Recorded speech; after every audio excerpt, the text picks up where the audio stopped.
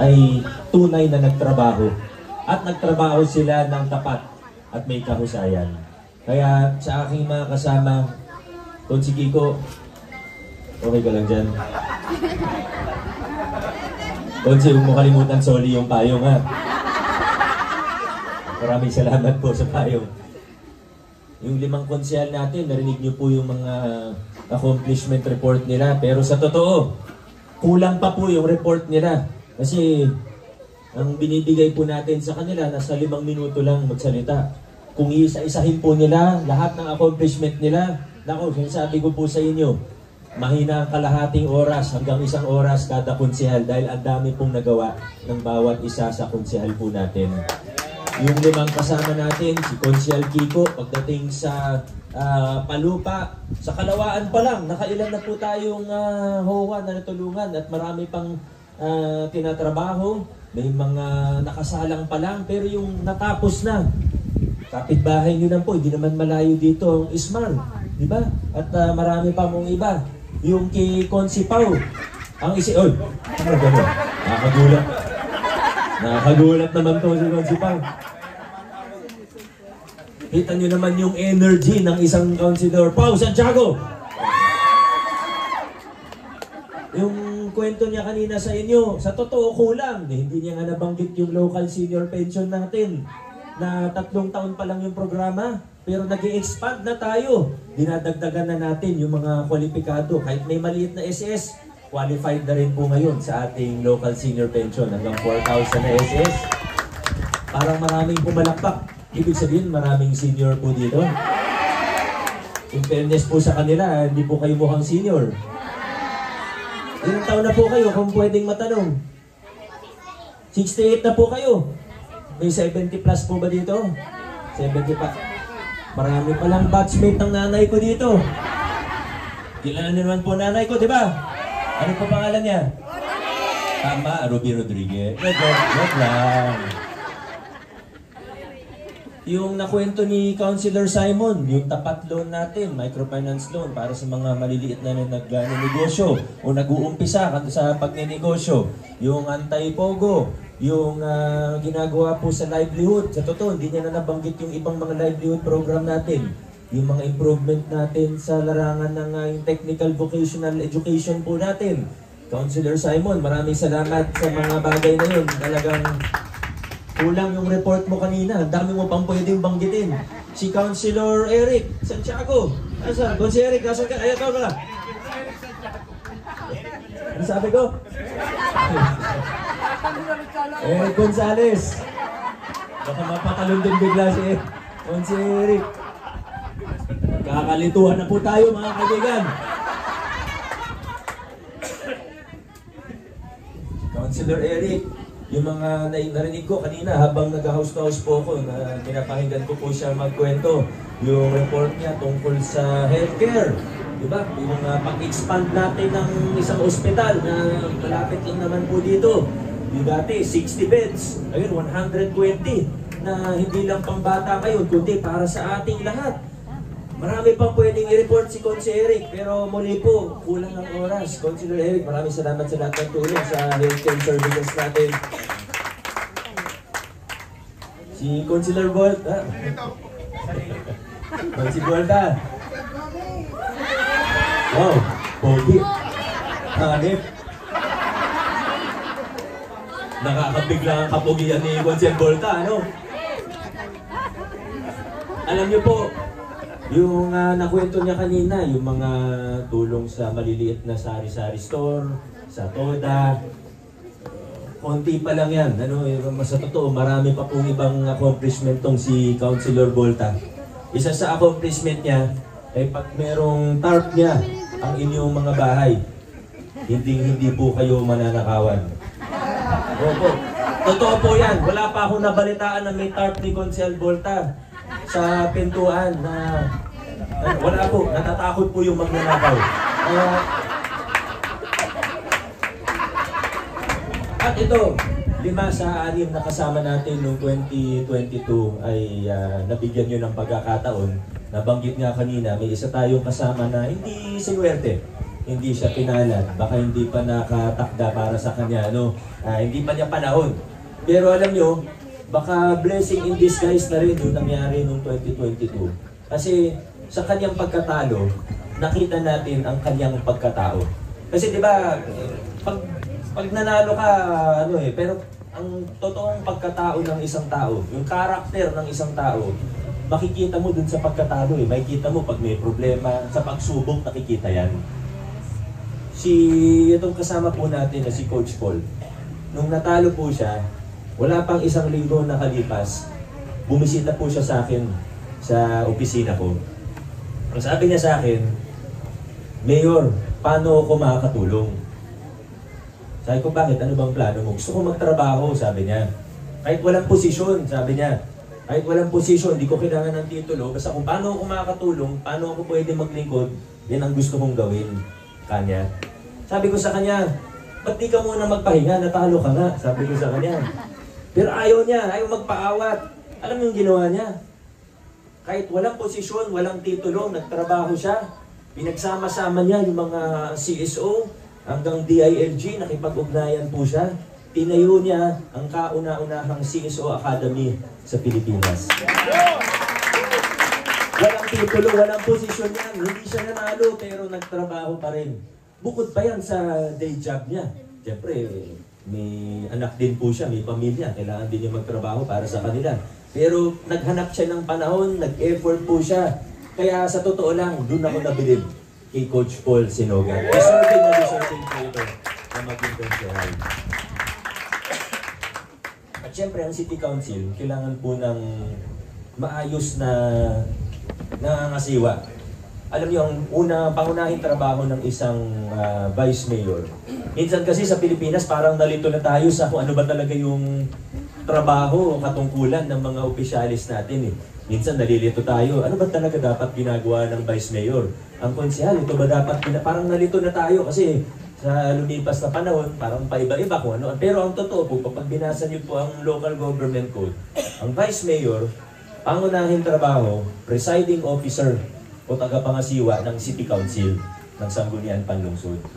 Swerte po tayo dahil mula 2022, nagkaroon tayo ng Vice Mayor na kwalipikado at nagtrabaho siya para lang pag-level up ang City Council natin. Napaka-professional ng taong ito. Alam nyo, minsan may meeting kami na maaga. 8 AM ang meeting. 7:59, nandun na po siya. Ganun ka-professional itong tao na ito. Pero higit pa rin, mas importante, nakita natin, napatunayan niya ang sarili niya, napatunayan niya ang kanyang katapatan, yung kanyang integridad. Umayos ang City Council dahil sa kanya. Vice Mayor Dodot Gomeski.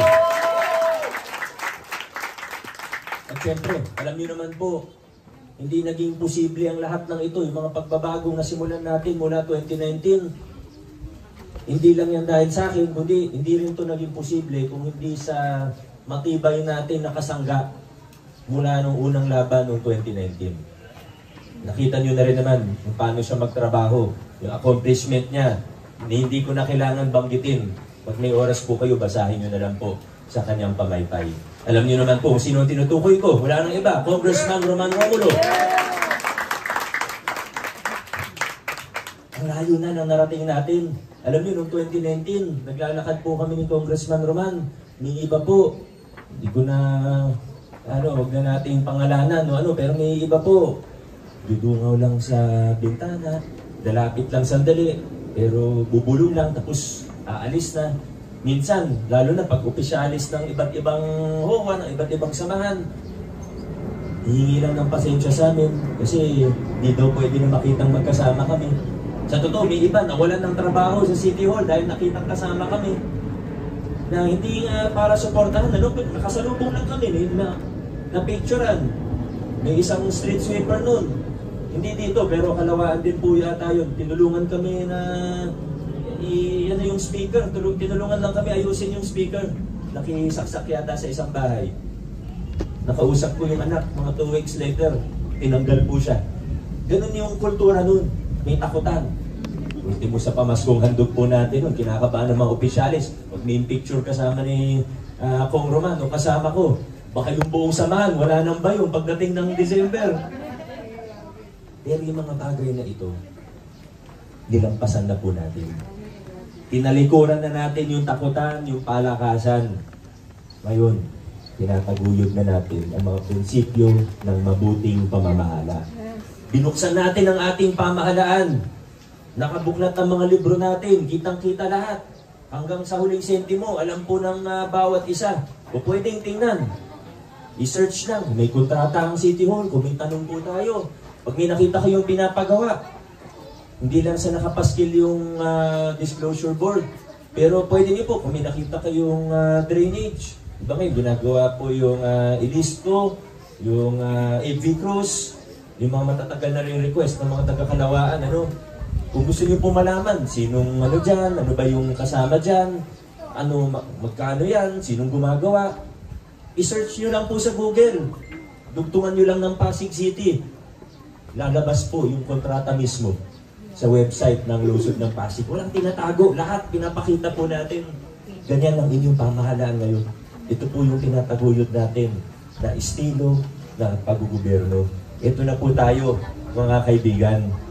Kaya may ilan man na gusto tayong umatras, pabalik sa mga lumang kalakaran, namimiss siguro nila yung mga kickback, yung porsyento na dating nakukuha nila sa pag may mga kontrata ang pamahalaan, o baka sila yung binibigyan lagi ng kontrata, baka hindi sila opisyalis doon, pero sila yung laging nakakatanggap ng mga malalaking kontrata.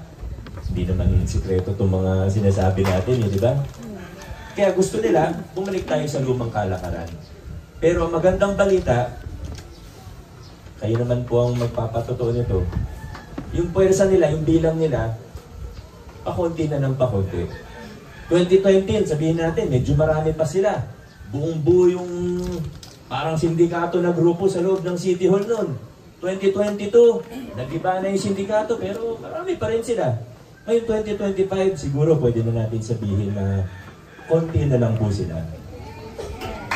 Konti na lang sila na gustong bumalik dun sa lumang kalakaran. Pero mapapansin po ninyo kung sino yung mga may gusto dun. Na yung sa politika na medyo lumang estilo. Diba? Lumang estilo, yung puro paninira, yung sobrang laki gumastos. Buti kung puro tulong nakikita naman po natin, di ba? Anong unang nagpakilala, ano po, mga welcome marker ng barangay. Hindi naman tulong yun sa tao, di ba? Yung mga billboard, hindi naman tulong yan sa tao. Pero ang laki gumastos, alam na natin i-expect kung anong pagmalaking gastos. Pag sila naupo, alam naman, hindi naman sekreto itong mga sinasabi namin, yung mga nakwento kanina ni Vice Dodot. Kung sekreto man, open secret, lahat nakakaala, alam naman natin lahat. Pero napakaganda po. Dahil sa lungsod ng Pasig, nalagpasan na po natin yung mga siklo na yun. Yung masasamang kalakaran, yung hindi maganda, yung bulok na politika, nalagpasan na natin sa lungsod ng Pasig. Dahil nagkaisa po tayo, dahil nagkakaisa tayo ng mga Pasigilyo. Ito na po tayo ngayon, mga kaibigan. Kaya, kailangan din namin magpasalamat sa inyo. Dahil yung pinaglaban natin ay hindi lang politika. Tandaan po natin, pwede magkaroon ng pagbabago na mababaw lang. Pero sa Pasig, pinaglaban natin ang tunay at pangmatagalang pagbabago na maaari nating ipamana hanggang sa susunod na henerasyon ng mga Pasigilyo. Ngayon, kaya po natin sabihin na anong mangyari sa hinaharap, anong mangyari sa susunod ng mga taon sa Pasig, lalo na pagdating sa ating gobyerno, sa ating lokal na pamahalaan, kaya natin sabihin with confidence na sa ating pamahalaan sa lungsod ng Pasig, mas madali nang maging mabuti, mas mahirap nang maging kurap. Yan ang napagtagumpayan natin sa lungsod ng Pasig. Eh, yung mga programang nabanggit kanina at marami pa pong iba, ito na po yung mga bunga ng tinataguyod natin na pag-gobyerno. Yung mga prinsipyo ng mabuting pamamahala, ito na po yung mga bunga. At marami pang parating pa lang din. Kasi habang tumatagal, habang umaayos yung mga pundasyon natin, habang lumalalim, habang pinaiigting natin yung mga reforma, pagbabago, lalong tumatamis pa ang mga bunga nito. Kaya alam nyo, pag malapit ng eleksyon, alam ko naman po na parang sawa na tayo sa mga pangako ng politiko, di ba? Kaya kami sa Giting ng Pasig, mas pinipili po natin na huwag nang mangako ng kung ano-ano. Pag-usapan na lang natin kung ano yung track record, kung ano ba yung direction natin. Pwede naman magkwento ng konting panukala, pero hindi na para mangako ng kung ano-ano. Iba kasi pinapangako, hindi lang langit at lupa, pati ibang planeta, pinapangako na po sa atin. Libreng ganyan, libreng ganito, kahit yung mga imposible. Kaya tayo, hindi na tayo mangako ng kung ano-ano.